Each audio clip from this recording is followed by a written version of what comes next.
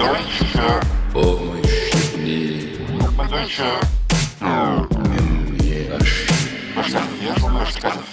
kusht ka qit me kry.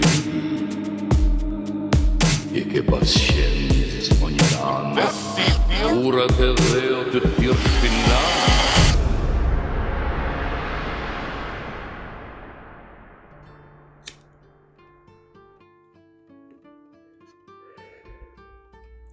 Ku jemi?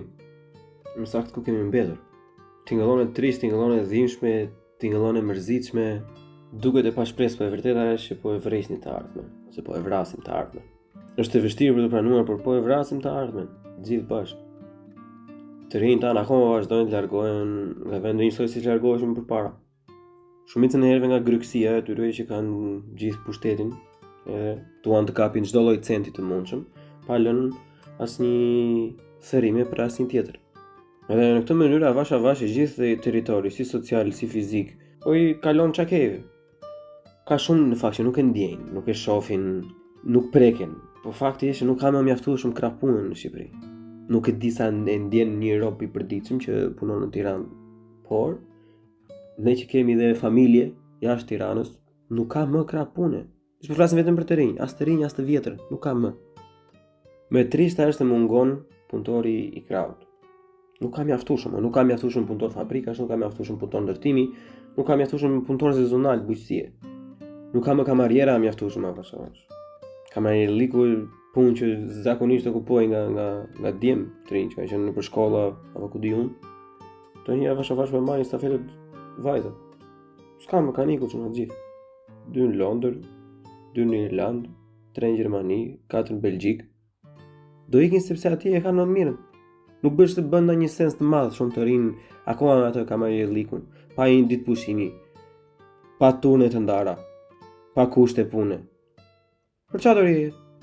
Dhe ideja është se kur flasim për krah pune, për punët e thjeshta, nuk domosdoshmërisht ata që janë të pashkolluar, përkundrazi, me shumë mundësi, një pjesë shumë e mirë e atyre duhet të jetë të shkolluar. Dhe kjo është arsyeja pse ikin. Nuk e gjejnë më dot më ato që kërkojnë në Shqipëri. Veç unë personalisht kam shumë shembull, që jam i bindur dhe që gjithë secili tjetër i ka. Unë kam një shok fëmijë që donte të bëj piktor, që ishte shumë i talentuar, tani është në shpikbari. Një shok gjimnazi që donte të bëj gjeolog, tani punon në ndërtim në Belgjik. Ne ata që kemi aty zakonisht i bëjmë të ndihen të vegjël, të padallueshëm, jo të rëndësishëm, një trajtim mizor. Bëjmë të ndihen si budallënj, sa ata që ndoqën rrugën e pastër nuk marrin aq sa duhet. Se aty fillon baza, te leku, te pjesa sa merr. Se nëse edhe kushtet e punës janë dishit të vështira, nëse të paktën dëm shpërblesh në lekë e rregullon gjithsesi, po nuk e ke as atë mundësi. Një mjek i pastër nuk e përballon dot tash të marri shishe në klub çdo fundjavë. Nga flasim për një mjek të ri, 25 deri në 35 vjeç. Do dali. Një inxhinier nuk e përballon dot 2 palë pushime në vit për shembull. Një inxhinier normal po flasin se ka edhe nga ata që bravo i qoftë të shoqërisë që kanë çar. Nuk dele sapi ashtu siç duhet të dali.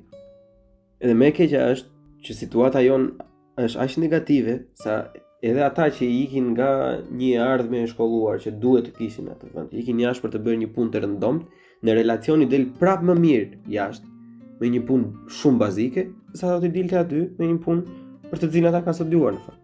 Është për të ardhur keq. Dhe nuk i kalon gjithë fajti individi, sepse edhe unë jam një nga ata që kanë ikur, edhe unë kam ikur për të studiuar dhe po punoj dhe po mundohem të ngrej një të ardhme më të shëndetshme, më të sigurt.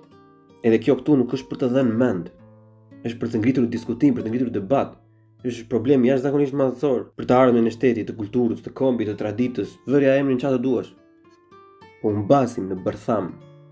Moshat e mesme mendoj se kanë një pjesë të madhe të kësaj bare, se nuk jam i bindur që e kanë kryer ato detyrën e tyre ashtu siç duhet. Nuk është gabim të gëzohesh kur ndërtohet një rrugë, kur të rregullohet lagja, kur të pastrohet vendi, kur të ndërtohet një kopsh zoologjik. O ka prioritete më plak. A nuk do ishte mirë të fuqizoheshin në maksimum shkollat profesionale, që një staf i kualifikuar të ngrihej aty dhe jo duke vajtur nga mbrapa, duke punuar si hamall për një kohë të gjatë derisa ta mësoj, por të marrë disa dituri direkt nga shkolla, të marrë diçka më shumë, që do ja bëjë më të thjeshtë, do ja bëjë më të thjeshtë jetën e tyre e përditshme, do ja bëjë më të thjeshtë të negociojnë për një pagë, do t'i ngrejë vetbesimin. Kjo është bërtham për mirëqenien. Ku janë sindikatat? Ku janë sindikatat për mbrojtjen e klasës punëtore? Në qoftë se lejohet të quhet më ashtu. Ku janë këto organizata që duhet të mbronin atë krahun e punës, të gjitha ato gra që punojnë në fasone, të gjitha ata punëtorë ndërtimi që ndërtojnë rrugën e këtyre plerave që marrin me miliona euro edhe që nxjerrin një shteg në vend të autostradës. Nuk ka në asnjë vend, nuk ka institucione, as për shtresën e mesme, as edhe për ata që janë shumë mirë të shkolluar, vetëm po të jenë të afës vetë, të çajnë vetë. Nuk ka një lloj organizate që të rregullojë pagat për inxhiniera minimumi apo për mjekë, për financier. Nuk ka. Dhe normalisht në një situatë që krijohet, të hyn ajo bindja që nuk i intereson më njeriu për ty si individ. Nuk je i dashur, nuk je i nevojshëm për shoqërinë, kështu që normalisht do ikesh jashtë. Do vish në një vend si këtu ku jam unë, që i duhen ata lloj punëtorësh. Edhe ka më mirë të ketë një punë jashtëzakonisht shumë të rëndë këtu, sesa të trajtohet aty si skllav. A ka gjë më të dhimbshme se kjo? Pse nuk i kërkojnë një llogari këtyre politikanëve për gjitha këto investime fasadave, në vend që të investojnë atë që përbën bërthamën e shtetit, në rini? Për çfarë duhet rruga deri te shkolla kur ty nuk të vihet në shkollë, kur shkolla është zgjyrë, kur nuk ke në një nivel mësimdhënie? Për çfarë duhet rruga deri tek puna kur ty nuk të bën të vesh në punë?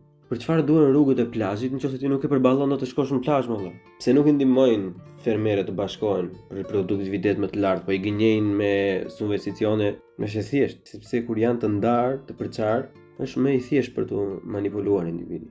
Përse nuk i kontrollon njëri gjitha këto fabrika rrobash, brek, sutjena, fasona që punojnë gjitha ato gra, nga jugu në veri, që kalojnë 3000 pal brek në ditë, që secila shitet nga 20 euro, ato plasin nga vapa në verë, ngrin nga i ftohti në dimër, kur ka punë mbajnë me orë të gjata, kur s'ka punë lihen në shtëpi, të kërkojnë pushim nuk kërkojnë dot se kanë frikë se mos i heqin. Pse nuk kontrollojnë këto? Ai shumë do dëmtonte atë ekonominë, edhe fitimin e fabrikës nëse do krijoheshin kushtet në minimale të një mbarvajtje të punës.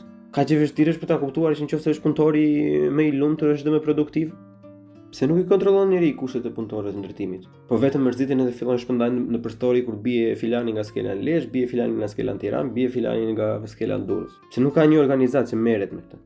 Pse nuk i ndihmojnë artistët dhe ata të vegjëlit që të ecin, t'i ofrojnë më shumë publikut, po i presin sa ti t'ia dalin çdo gjë e vetë dhe pastaj i taksojnë në mënyrë të pabarabartë. Pse nuk ka organizata që nuk e informojnë publikun për investime që mund të bëjnë, për zgjerimin e kapacitetit të tyre, por i lënë të hapin një dyqan laç aty që ta hanë bukë edhe do jenë skllavi atij dyqani apo skllavi atij biznesi, se nuk i përballojnë dot të marrin një punëtor tjetër normalisht. Pse ne akoma edhe sot kësaj dite i kemi idhujt të fortit, duke e ditur shumë mirë që forcia e individit matet në shumë lloj mënyra të ndryshme. Pse lejojmë ne si shoqëri të ndodhin të gjitha këto? Masun nuk e di, por e sigurt është pjesa që sa më shumë të zgjasë kjo situatë, sa më shumë të mos adresohen këto probleme, aq më shumë persona do largohen, aq më pak do lindin dhe aq më shumë do vdesin. Edhe ku do mbetemi ne pastaj? Do fillojnë do importojmë krah pune nga Afrika, nga India. Ishim dikur vendi me sasinë më të madhe të rinjve në proporcion. Edhe po bëjmë gara me vendet perëndimore tani, aq pak kemi. Koha e prindërve tan ka ikur. Koha është për brezin ton, që të bëjmë diçka më ndryshe për ata që po vinë pas nesh. Lutja e vetme që kam është debate dhe diskutim. Është vegla më e vlefshme në qoftë se po duam që ndonjëherë diçka të ndryshojë. Duke ulur kokën, vetëm e keq bëhet. Faleminderit që e dëgjoni podcastin, faleminderit që i ndiqni monologët. Ju lutem të shpërndani mes miqve, shokëve tuaj, në qoftë se ju duken të denja, por edhe të komentoni në qoftë se ju duket gabim, në qoftë se keni ide të tjera, në qoftë se nuk jeni dakord. Le të gjejmë një rrugë të përbashkët. Secili për vete nuk e mundim dot atë sistem. Dëgjohemi herën tjetër.